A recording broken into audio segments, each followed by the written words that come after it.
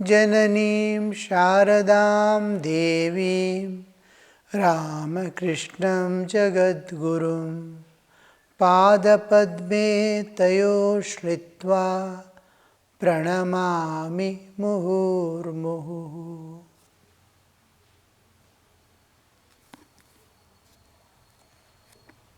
Sri Ramakrishna is explaining regarding meditation.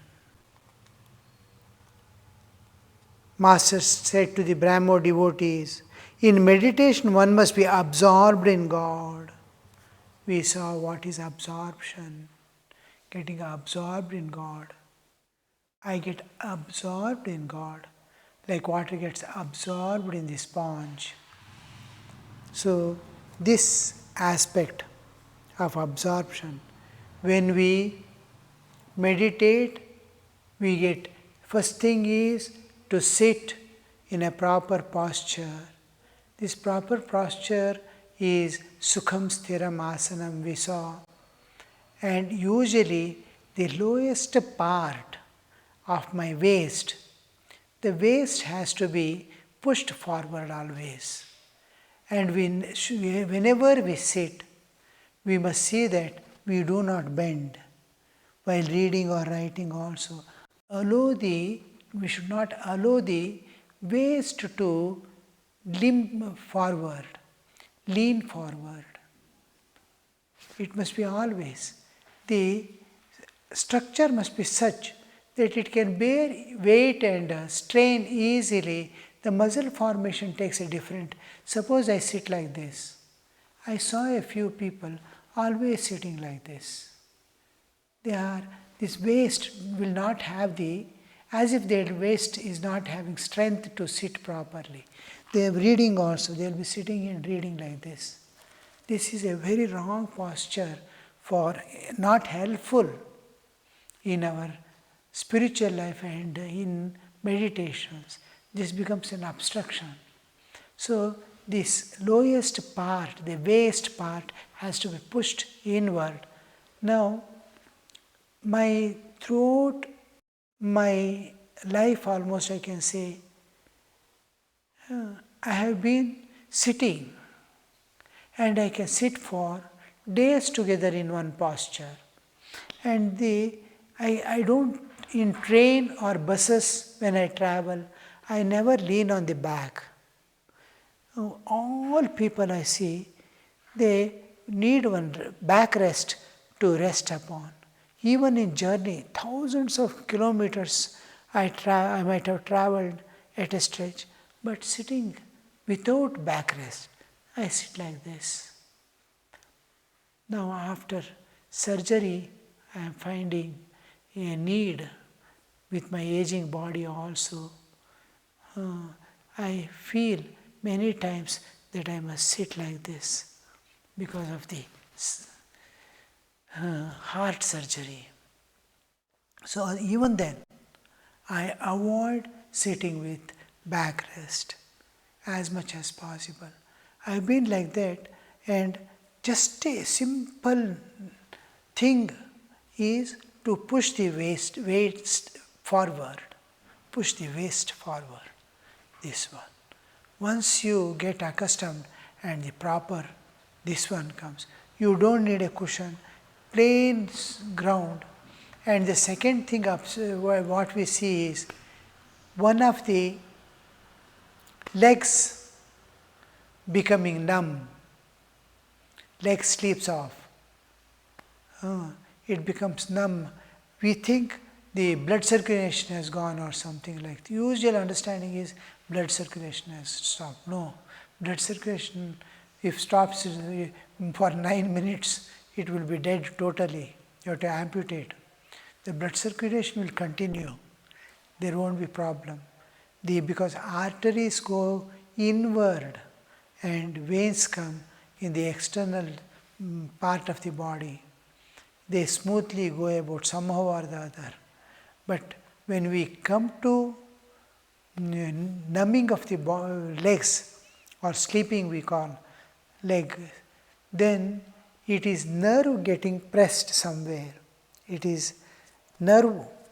the nervous system, actually the sciatica or some nerve, one of the, it exactly passes through the hip joint and passes through the, our weight of the body falls on it and the further connections are disconnected because of the weight. It doesn't conduct. I cannot stand. The motor nerves is completely pressed. Motor nerve doesn't act if it is pressed. So this doesn't react. When you stand, you will start falling down. You cannot. Sometimes it will be most painful to stand. Or it will be, you cannot stand at all. It doesn't have the grip at all. It doesn't control the muscular system. So that particular nerve, I used to keep a cloth folded in such a way that particular nerve which is responsible for numbing is safe between the two cloth folds. I have one fold here, one fold here. I used to sit. Now slowly I started sitting to seeing that it is, I have moved that nerve inside or outside my seat, where the bottom seat of my body I have pushed, and then also it is working. Now the system has so managed itself, because that is what my awareness was there. Somehow it has to move away from the where my muscles are getting weight. So it has adjusted in such a way my bodily system that it passes in a particular way that I can sit comfortably. Otherwise, you have to fold a cloth,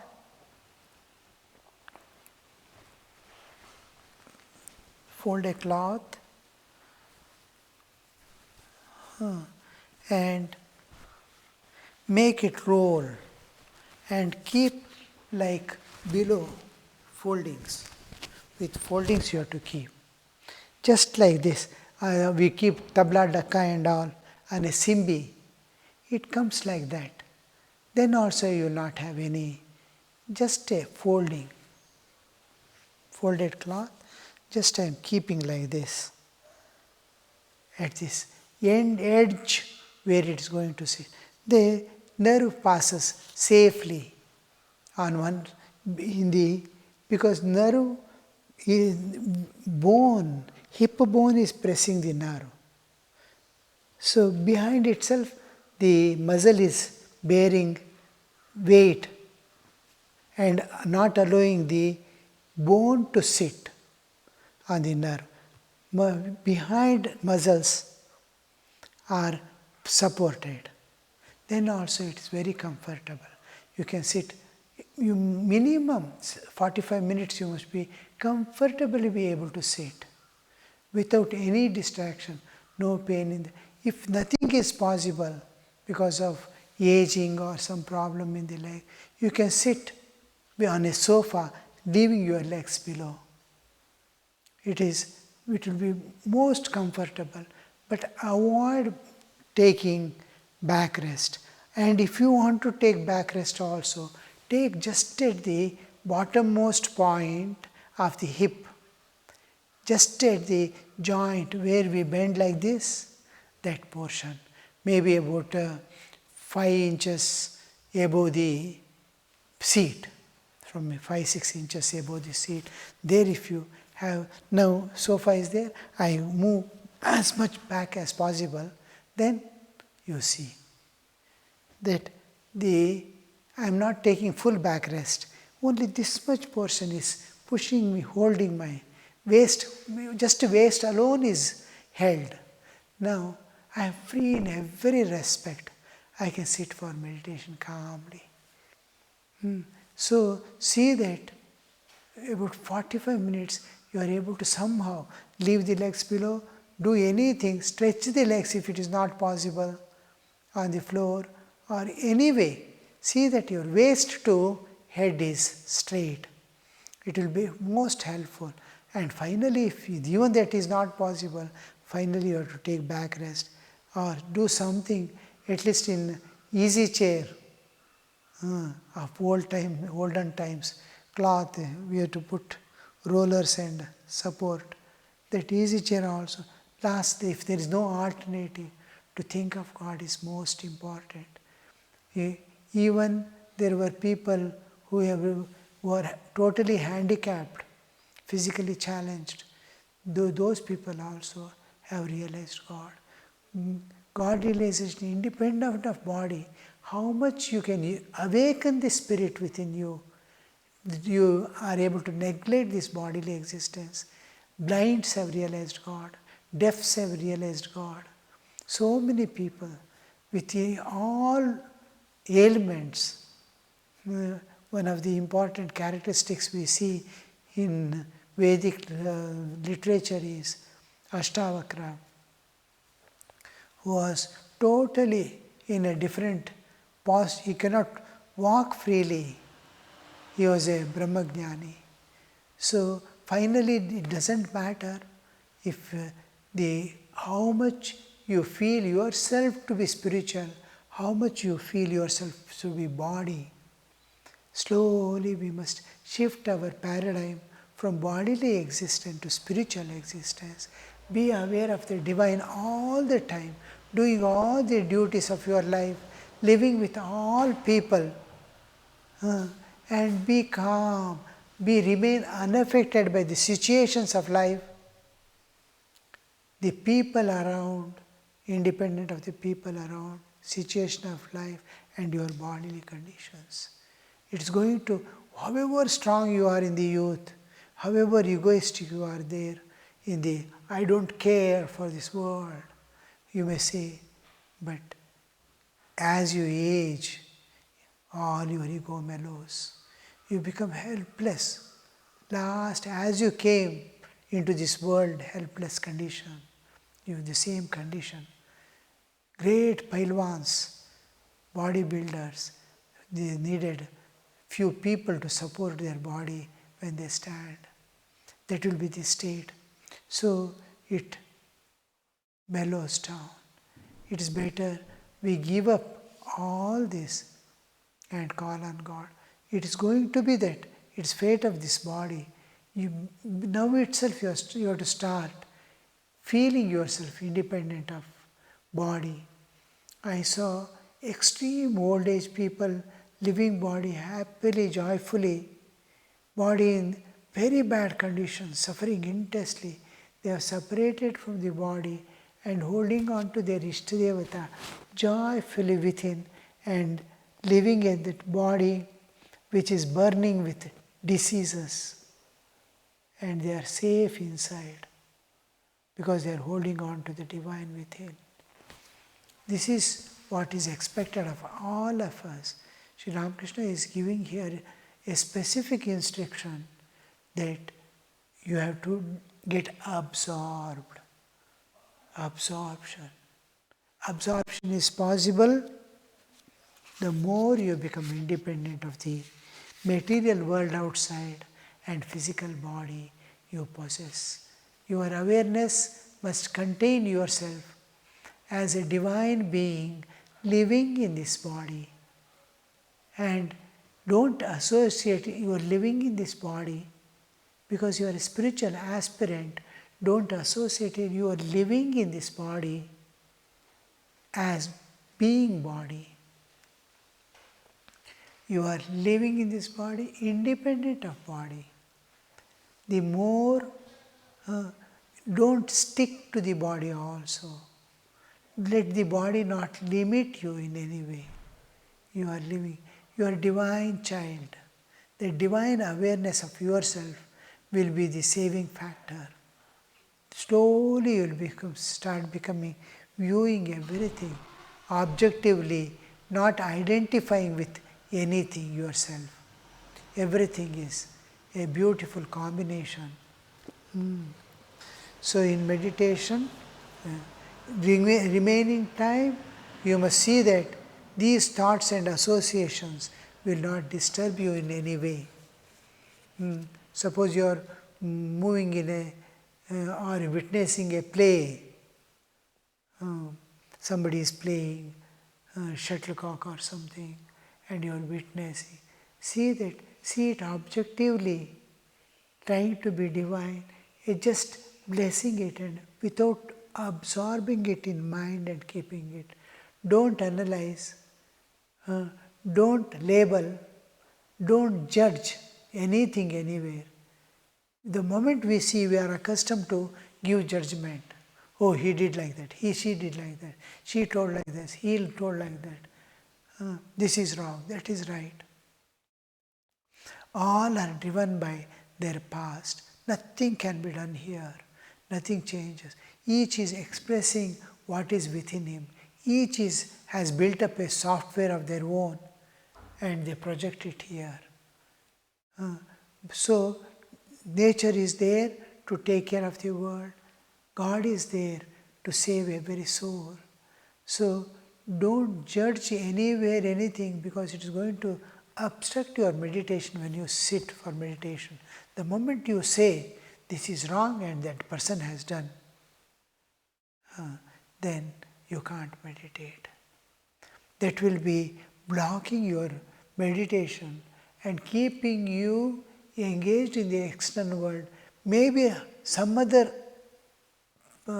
incident, unrelated, but because this is already there, the mind is working in a different way, reacting in a different way. So here we distinguish and make it.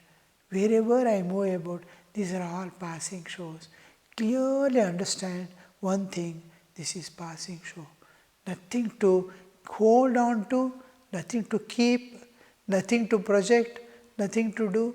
Just keep on evolving by serving and loving this world as much as you can. So this expansion of consciousness, this love and service that you offer will be beautifully your inner spiritual unfoldment. For unfoldment, we need these things. Unfoldment takes beautifully. You can see a seed put in the ground, a little water and sunshine touches it. It shoots forth. It germinates beautifully. How the unfoldment, this plant had entered, got involved into the seed. Now that involvement is making it evolve back. That is unfoldment, spiritual unfoldment. We unfold.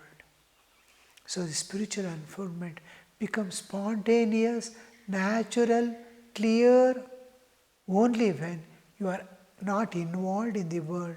You don't get absorbed anything, but give, give, give. We have come to this world to give, only to give and go. The moment you have expectation, moment you have judgment over here, then you are caught in the web. Very difficult to escape. Be a real divine child, uninvolved. If you are divine, then everything is safe. Identify yourself with the spiritual existence. So Sri Ramakrishna is telling, by merely floating on the surface of the water, can you reach the gems lying at the bottom of the sea? How do we sit for meditation? And then we are conscious of this world, we draw ourselves like drawing, withdrawing. We call it pratyahara, pratyahara. Yama, niyama, pranayama, pratyahara. Pratyahara is withdrawal. We try to withdraw, sit for some time, thinking of God. First itself I will decide, I am going to get up after 20 minutes, 15 minutes. Already limitation is put. So what meditation is possible under limited conditions? So the inward going itself is wrong way. I am withdrawing, like parking a car in the garage in reverse. So ready to go out again. One of the important instruction for a driver is always, wherever you go, keep the car ready for going back. You go, turn and keep always turn and keep. The parking is always turn. If he is a professional driver, otherwise you leave and go and make all people sit and then take reverse. A sensible driver who has understood, he will never park in the way all people leave and go, leaving the slippers. They will throw somewhere and enter the house. One will be here, one will be there. We wonder, to leave the slippers in proper place, in a proper way. Man doesn't have patience. And this mind wants to meditate. Now it sits with all readiness to go back. It is a rough understanding of God and upasana and all, something he will be doing. So many interferences in the mind. All obstructions will be there. And it is ready. This is not the way into meditation. The meditation is done by turning inward. Turning inward and diving within. Just like you dive in water, you dive within and move to the core of your own being. So this turning is most difficult part, is to turn inward and dive within. Three things that we hold, it holds our mind not to turn inward, is world, our bodily existence and our ego. The three things. You must always remember, these three things do not hold you. World, your activities and all this, your duties, responsibilities, all this bind you. But be an instrument in the hand of God. Give up the kartritva, give up the possessiveness of this world. You have duties, you have a house, you have to take care of it. But never say it is mine. We have to leave everything and go one day. It belongs to God. I am His trustee. I have to take care. One day I have to leave and go. This property, all that, our children, relatives, friends, husband and wife also have to part one day. That parting is most painful, provided you hold. So don't hold anything. Do your duties with great interest and total dedication. You have duties to your children, you have duties to your family, you have duties and responsibilities of the society, of the humanity, of the whole globe, of beyond. So, duties we have. Let us do these duties towards our family or whatever it is, without getting involved in that, without getting affected by that. Nothing should hold me. I must be able to serve and love without involvement. Then you'll see your meditation is so smooth. The moment you are not catching anything, nothing is catching you. So, the moment you sit for meditation, every moment you are ready for meditation. So, turn inward, dive within. Nothing is holding. Similarly, body, again and again remind yourself to be spiritual being, independent of bodily existence. Try to identify. This is called anusandhana. In our sannyasa life, we will be given certain mantras. One is Mahavakya, Aham Brahmasmi. This is not a mantra that is to be repeated. In sannyasa, none of the mantras are to be repeated. Suppose Aham Brahmasmi, Aham Brahmasmi, Aham Brahmasmi, Aham Brahmasmi, Aham Brahmasmi, you go on repeating. You will not become Brahman by repeating it millions of times also, because it is Vaka expressing. You must feel that you are Brahman. You and Brahman are not two entities. When I say I am Vinayakananda, I and Vinayakananda are not two different entities. I am that. Aham Brahmasmi, Brahma is not different from Aham. I am that Brahman. Just like say, I am Vinayakananda, you will see that I am Brahman. This is Anusandhana, to experience that, to feel, to visualize, to simulate, to experience. We have to experience. That's called Anusandhana. And this matures into a reality later on. We move towards the reality. So, many things. I am a divine child. This dissociates you from the body. You clearly start understanding, I am living in this body. A little pain, difficulties, doesn't matter. For a few minutes, for a few hours, it is possible. So, this body I totally get identified with this bodily existence. We react to every pain. As long as we are awake, the moment I sleep, any amount of pain doesn't matter for me. I am disconnected from that body. Like that, can you remain disconnected from the body in waking state? It is a anusandhana. Try to.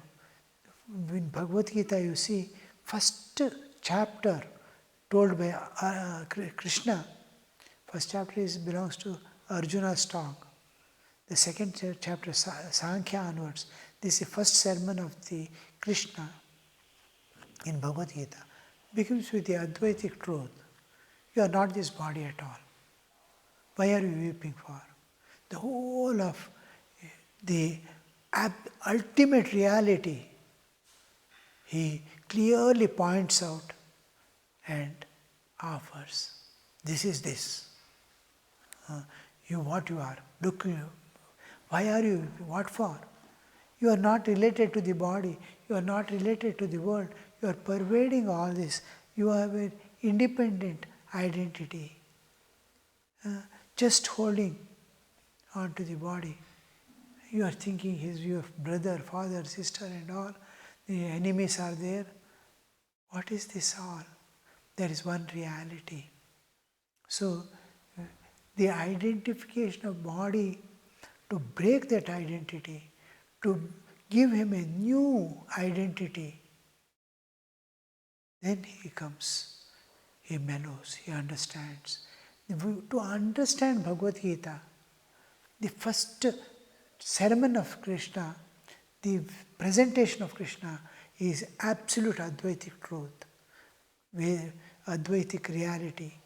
We commonly use the term Vedanta. Vedanta has many other aspects also. There are Bhakti schools of Vedanta. Each has taken up the same Upanishads, Brahma Sutra, to explain their view of the Absolute. So here we see Krishna giving Advaitic truth. There are no two at all. You are not there. This world is not there.